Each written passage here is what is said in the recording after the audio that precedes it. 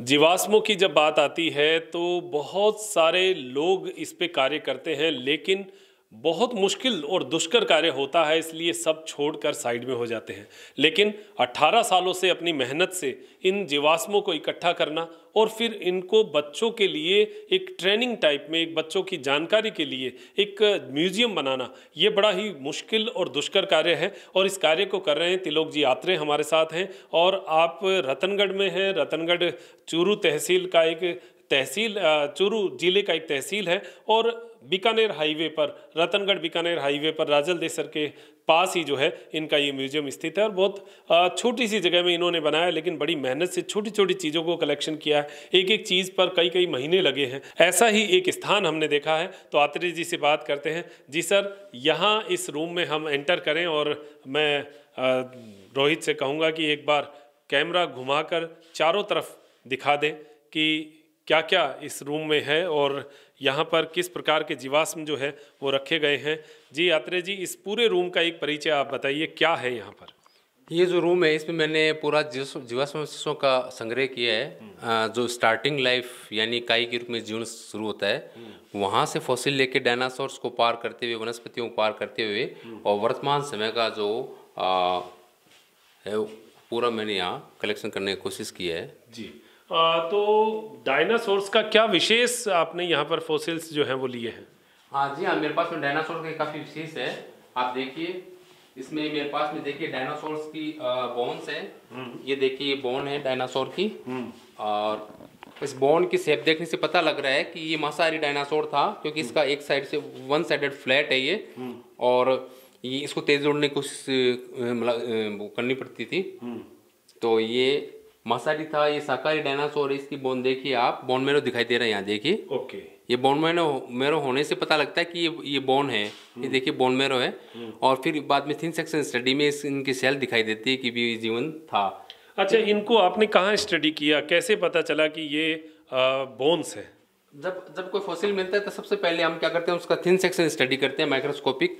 उसमें ये पता लगता है कि लाइफ थी, क्योंकि सेल्स के अवशेष मिलते हैं। उसके बाद में फिर स्पेशलिस्ट जो हमारे इंडिया में थे, जैसे देहरादून में स्पेशलिस्ट है डायनासोर्स पे, ठीक है, उनसे जाकर मैं मिलता हूँ, उनको फिर वो फॉसिल का अवशेष दिखाता हूँ। फिर वो उस पर अपना राय देते कि ये चीज़ है। फिर वहाँ मैं उस फॉसिल को छोड़ता हूँ। फिर बाद में पता लगता है कुछ दिनों बाद में कि ये इस पार्ट का हिस्सा है। हाँ ऐसे जी। तो ये जो है हड्डियों के बारे में आपने बताया है।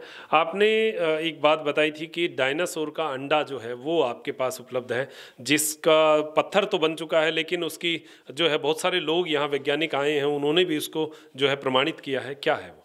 जी हाँ, ये देखिए ये मेरे पास में डायनासोर का अंडा है। ये थेरोपोड डायनासोर का अंडा है। और इसमें आप देखिए कि ये अंडे का छिलका होता है, इसको एग सेल बोलते हैं, ठीक है।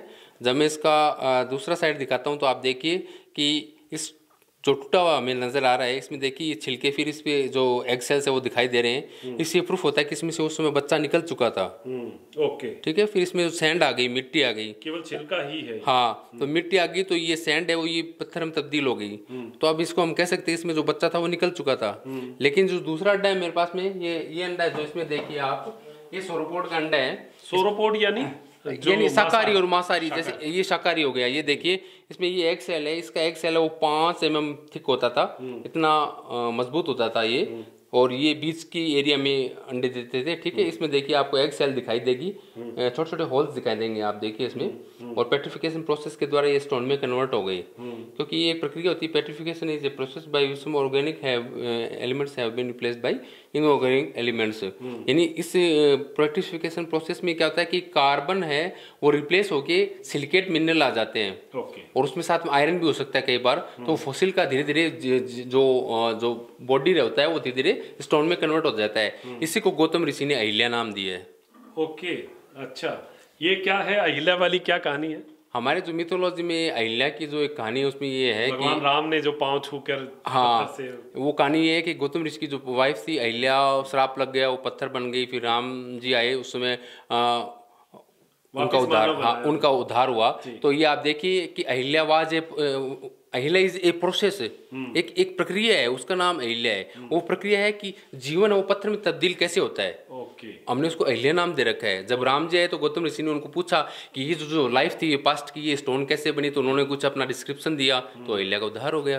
ओके। लेकिन हम उसको इस कहानी से जोड़ते हैं कि एक लेडी है वो स्टोन बन गई, ऐसा नहीं है। उन्होंने अपनी प्रक्रिया को नाम दिया था अहिल्या। अहिल्या, ओके।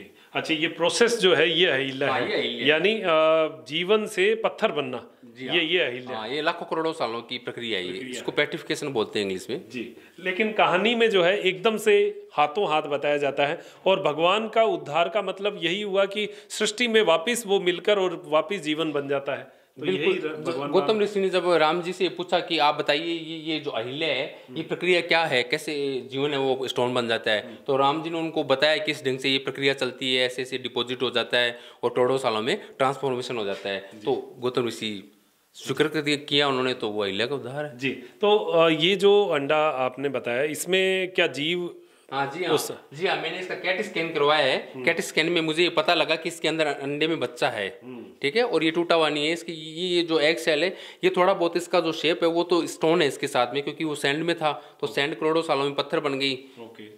और ये एग सेल से पता लगता है कि ये अंडा है। फिर इसका एक्सरे वगैरह करवाया आपने? हाँ बिल्कुल, मैंने एक्सरे कराया था। उसमें इसका एक बड़ा ही पिक्चर स्केलेटन का हल्का सा मिलता है, उससे पता लगता है कि इसमें वो बच्चा है अंदर। बच्चा अब तैयार हो रहा था। हाँ, अब स्टोन बन गया। अब स्टोन बन गया, अब सब कुछ जो है पत्थर बन चुका है। तो ये डायनासोर का अंडा जो है इनके पास है। अच्छा, इसके बारे में क्या प्रमाण आपको रहा है? जैसे कहाँ कहाँ से लोग आए जिन्होंने देखा है और आपको प्रमाणित किया है कि ये वाकई में अंडा है? 2014 में यहाँ जयपुर के अंदर अंतर्राष्ट्रीय कांग्रेस थी जुरासिक टाइम पर, तो बहुत से जियोलॉजिस्ट आए थे, भूवैज्ञानिक आए थे, और पांडे जी सर आए थे, राजस्थान से प्रोफेसर है जियोलॉजी में, तो पैलेंटोलॉजी, तो वो आए थे। तो उन्होंने मेरे को इनके बारे में पूछा भी था कि कौन सी प्रजाति है, मैंने उनको बताया भी।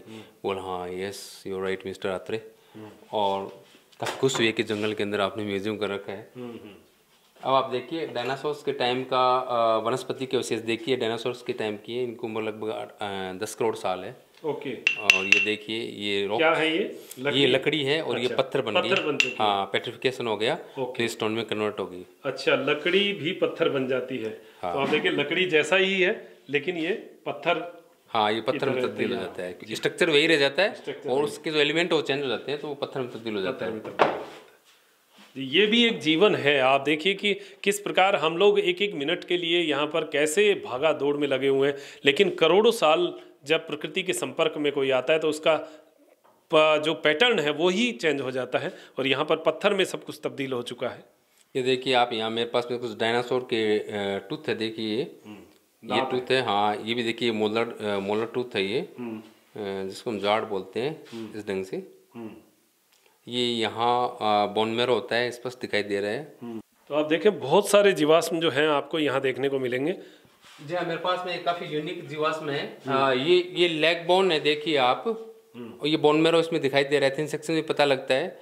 और ये हमारा हिमालय में जो शिवालिक जो हिमालय है, वहाँ शिवालिक हिमालय से ये बोन है, और ये जिराफ की है पॉसिबली। इंडिया में उस समय 25 लाख साल पहले जिराफ होते थे हिमालय के क्षेत्र में। Okay okay. तो जिराफ तो अभी भी मिलते हैं, लेकिन इंडिया में नहीं मिलते, वो अफ्रीका में मिलते हैं ना। अफ्रीका में। इंडिया में ये जिराफ होने प्रमाण है। हिप्पोपोटामस था, बड़े हाथी थे, स्टेगोडॉन्स बोलते हैं उनको, बड़े दांतों वाले हाथी थे। ये कुछ बोन्स है, देखिए आप, शिवालिक बोन्स है मेरे पास में। ये देखिए रिब बोन है, पसली का बोन है, देखिए आप, पूरा फेटिफाइड होके स्टोन में कन्वर्ट हो गया है। ये कुछ और बोन है, ये बोइड की बोन है। हिरन टाइप में एक जानवर होता था बोइड, ये उसका लेग बोन है, देखिए। क्योंकि फॉसिल से वो जो बोन्स होती है ये हमें इसी अवस्था में मिलती है, पूरी पैक होती है। आप देखिए यहाँ मेरे पास में एक मॉडल है, ये देखिए, ये मॉडल बना रखा है मैंने। ओके, आपने ही बनाया? हाँ, देखिए इसमें ये देखिए आप, ये हम इसको फॉसिल मान सकते हैं, जीवाश्म का अवशेष, ठीक है। और ये देखिए पूरा स्टोन से कवर्ड है, इस ढंग से पूरा पैक मिलता है कोई भी जीवाश्म होता है। फिर उसको धीरे धीरे चीज़ल हैमर से हम क्लीन करते हैं, ब्रूश वगैरह यूज लेते हैं, तब बड़ा मुश्किल से एक फॉसिल हमें प्राप्त होता है जी। अब आपको एक प्रूफ और दिखाता हूँ मैं। ये देखिए, कोई भी जीवन है, कोई भी बोन है, वो इस ढंग से पूरा पैक होता है। ये देखिए, ये स्टोन है, ठीक है, ये बोन है, इसका एक फिक्स स्ट्रक्चर है। ये देखिए रफ है, तो इस ढंग से पूरा पैक होता है। बड़ी मेहनत लगती है, तब जाके एक जीवाश्म शेष मिलता है, निकल के आता है। हाँ बिल्कुल जी। तो आप देख रहे हैं कि ये पूरा मैं रूम एक बार फिर आपको दिखा दूं। ये जीवाश्मों से भरा हुआ रूम है और छोटी छोटी चीज़ों को जीवाश्म के रूप में यहाँ संकलित किया गया है और बहुत सारी चीज़ें हैं। एक दो चीज़ और मैं जानना चाहूँगा, क्या है ये यहाँ पर, क्या है ये देखिए यहाँ ये काफ़ी दुर्लभ है, ये पीपल का पत्ता है, इसकी उम्र है 5 करोड़ साल। अच्छा, ये पीपल का पत्ता है। हाँ, शेप, हाँ आप देखिए, ये पीपल के पत्ते का 5 करोड़ साल, इयोसिन टाइम बोलते हैं हम इसको। 5 करोड़ साल पुराना हाँ, है 5 करोड़ साल जी।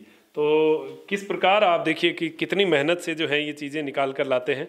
क्या है ये कोरल्स है, मूंगे हैं। मूंगा, हाँ, और ये वाटर की लाइफ होती है, मेराइन लाइफ होती है। इनकी उम्र भी 1 करोड़ से 5 करोड़ साल के आसपास है। ये पूरी रॉक बन गई और इसी में से एक रॉक की प्रजाति होती है कोरल की, जो काफ़ी हल्की होती है, वो पानी पर तैरती है। तो भगवान श्री राम जी के टाइम पर जो सेतु बनाया गया था वो कुछ इस ढंग से प्यूमिस और कोरल्स की कुछ प्रजातियों को पानी में डालकर और वो ब्रिज बनाया गया था। ये प्रूफ तो होता इसके है। नल और नील को इसका नॉलेज था। हाँ, और वो इन्हीं पत्थरों को तैराते थे। बिल्कुल बिल्कुल, नल और नील दो बंदर जानते थे कि भी है ना कौन सी प्रजाति वो पानी पर तैरेगी, तो उन्हीं को ब्रिज का काम दिया गया था। आगे होकर वही उस पानी पत्थर में डाल रहे थे, पानी में डाल रहे थे जी। तो देखिए ये क्या है, ये काफी दुर्लभ फॉसिल है। इनको ट्राइलोबाइट बोलते हैं। इनकी उम्र है 52 करोड़ साल। 52 करोड़ साल पहले ये जीवन समुद्र में था। और ये जो है अपने इंडिया में नहीं मिलता। ये फॉसिल मेरे को ऑस्ट्रेलिया से किसी ने भेजा है, म्यूजियम के लिए गिफ्ट किया है। और इनका खुदाई है मोरक्को में होता है, अफ्रीका के देश में। अच्छा, लेकिन किसी ऑस्ट्रेलियन मेरे को म्यूजियम के अंदर हेल्प के लिए ऑस्ट्रेलिया से भेजा इसे। ओके। तो आपको बहुत सारे लोग जो हैं वो गिफ्ट के रूप में भी सहायता करते होंगे कुछ? हाँ, गिफ्ट के रूप में कुछ विदेशों से जैसे मिनरल्स आते हैं, फॉसिल्स आते हैं, कोई दुर्लभ रॉक है तो वो भी भेजते हैं और बदले में भी कुछ यहाँ से बार्टर सिस्टम से देते हैं। अच्छा अच्छा, वो एक आपस में जो है एक रिलेशन बना हुआ है। तो बहुत बढ़िया। तो आप देखिए ये सारे फॉसिल्स हम आपको दिखा रहे हैं। और भी आपको बहुत बड़ी जानकारी चाहिए तो यहाँ आकर आप प्राप्त कर सकते हैं और इन फॉसिल्स से आप बच्चों को बहुत कुछ सिखा सकते हैं। एक दिन का विजिट अगर करा जाए तो यहाँ पर सारी चीज़ों के बारे में जानकारियाँ आपको मिल सकती हैं और आत्रेय जी का जो एक नॉलेज है, वो ज्ञान है, ये आप तक पहुँच सकता है। जीवाश्मों की एक कड़ी में जो है हमें आत्रेय जी ने बताया कि इनके पास एक चींटी है जो डायनासोर के जुरासिक पार्क में जो मच्छर से जो पार्टिकल्स लेकर जो जुरासिक पार्क में डायनासोर बनाए गए थे, वैसा ही एक जीवाश्म इनके पास है, चींटी। और वो बहुत महीन है और गोंद में उपलब्ध है। क्या है आत्रेय जी ये, क्या और कैसे इससे जो है यूज़ लिया जा सकता है? ये जुरासिक टाइम की चींटी है और उस समय पेड़ पर चढ़ रही थी तो गोंद में फिक्स हो गई और फिर 12 करोड़ का साल का जो पीरियड लगा तो उसमें ये स्टोन में तब्दील हो गया ये गोंद भी। इसमें हालांकि बहुत छोटी सी और इससे लेंस से हम देख सकते हैं, लेकिन अभी तो नहीं दिख पाएगी आपको कैमरे से। तो इसमें जो है वो चींटी इस गोंद के अंदर है। हाँ जी, हाँ गोंद के अंदर है, प्रिजर्व हो गई ये। और जो डायनासोर पिक्चर है उसमें डीएनए जो निकालने की कोशिश की थी, मच्छर मिला था उनको। यहाँ मेरे पास इस गोंद में 3 चींटियाँ हैं। ओके, अच्छा 3 चींटियाँ। हाँ 3 चींटियाँ हैं। और तो अभी भी मतलब डीएनए उसका सुरक्षित है? नहीं, डीएनए सुरक्षित नहीं रहता क्योंकि पूरी बॉडी है उसका पेट्रिफिकेशन होके स्टोन कन्वर्ट हो जाता है। स्टोन कन्वर्ट हो जाता है। हाँ, एलिमेंट चेंज हो जाते हैं तो सी रहता ही नहीं है। डीके के द्वारा सी निकल जाता है, C14 के द्वारा। Okay okay. तो ये एक दुर्लभ चीज़ जो है वो है और जो बच्चों को दिखाई जा सकती है। और एक इन्होंने यहाँ पर एक जीव के बारे में बताया है। क्या है ये आत्रेय जी? ये जो जीव है ये एमोनाइट है और ये मेरे को हिमालय में मिला। 7000 मीटर की ऊंचाई पर ये पानी का जानवर कैसे पहुंचा? इट मीन्स पास्ट में, भूतकाल के अंदर जो हमारा हिमालय था वहाँ एक सागर था जिसका नाम है टेथिस सागर। और जब 2 प्लेटों की टक्कर हुई, यानी इंडिया की प्लेट तिब्बत की प्लेट जो यूरेशिया जिसको हम बोलते हैं, उनके आपस में कोलिजन हुआ तो जो बॉटम था जो समुद्र का, टेथिस सागर का, वो धीरे धीरे अपलिफ्ट होने लगा और अपलिफ्ट हुआ तो हिमालय का निर्माण हो गया। तो ये जानवर हिमालय की चोटी पर मिलते हैं और इसको हमारे ऋषियों ने दिव्य ज्ञान के द्वारा समुद्र मंथन की संज्ञा दे दी। ये देखिए यहाँ प्रूफ होता है। देखिए मैं यहाँ प्रूफ करने की कोशिश करूंगा। ये देखिए ये 2 प्लेटें मानते हैं हम इसको। इस साइड में आप देखते हैं इंडिया की प्लेट मान सकते हैं हम और इस साइड में तिब्बत की प्लेट है। बीच में टेथिस सागर था। जब 2 प्लेटों का कोलिजन होता है तो इस ढंग से जो सागर का जो सी का जो बॉटम था वो धीरे धीरे अपलिफ्ट होने लगा और हिमालय का निर्माण हो गया।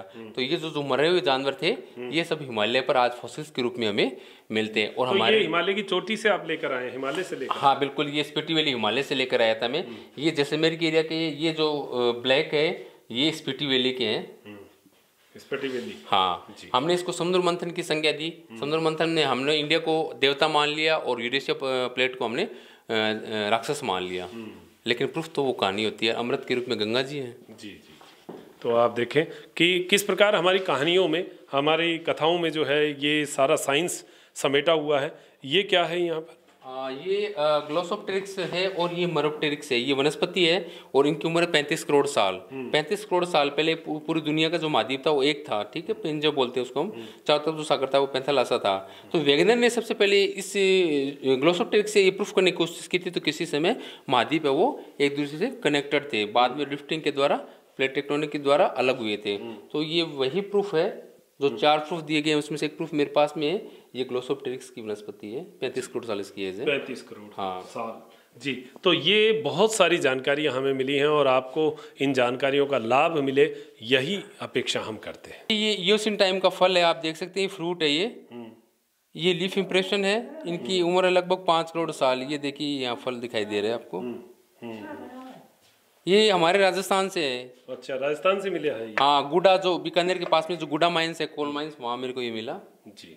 तो आप माइंस में जाते रहते होंगे, वहाँ से इकट्ठा करते हैं? हाँ बिल्कुल, माइंस में जाता हूँ, वहाँ परमिशन लेता हूँ, उसके बाद में खुदाई करते हैं। तो उस ढंग से जी, परमिशन के द्वारा फिर खुदाई करते हैं। तो आत्रेय जी, आपने बहुत सारी अच्छी जानकारियां हमें दी हैं और इन फॉसिल्स के बारे में आपने शानदार बातें बताई हैं। हमारे दर्शकों से हम गुजारिश करेंगे कि आप इनसे ज़रूर मिलिए और इनके नॉलेज का आप लाभ लीजिए, इनके फॉसिल्स को आप देखिए। जो इसके जानकार हैं वो तो देखते ही समझ जाएंगे और जो जानते नहीं हैं उनको भी देखना चाहिए। आगे नॉलेज जो है वो बच्चों को बहुत बढ़ाने वाला होगा। तो आत्रेय जी, आप क्या संदेश देना चाहेंगे? मैं ये संदेश दूंगा कि ये आपका म्यूजियम है, यहाँ विजिट करो, अपने बच्चों को लाओ, अपने फ्रेंड्स को लाओ, और यहाँ जो मैंने जो नॉलेज जो कलेक्ट कर रखा है उससे उनकी लाइफ में बहुत सहायता मिलेगी। कंपटीशन की जो तैयारी कर रहे हैं उनका जीके अच्छा होगा यहाँ के, और जियो साइंस का बहुत अच्छा नॉलेज होगा, पर्यावरण, जियो साइंस, ठीक है। तो जियो साइंस के बारे में नॉलेज जो है वो मिलेगा। हाँ, और ज्योग्राफी के नॉलेज के लिए भी बहुत अच्छा है ये। बहुत बढ़िया जी। तो ये कुछ सब्जेक्ट जो है यहाँ कवर हो सकते हैं और बहुत सारी ऐसी चीज़ें जो आपको किताबों में नहीं मिले वो यहाँ मिल सकती हैं। तो आप ज़रूर पधारें और आत्रेय जी का भी सपोर्ट करें और आप इनके साथ जो है, अगर आप देखने भी आएंगे तो बहुत बड़ा सपोर्ट इनको मिल जाएगा। तो अब मेरे साथी रोहित चौहान के साथ मैं डॉक्टर मनोज शर्मा लेता हूँ इजाज़त। नमस्कार।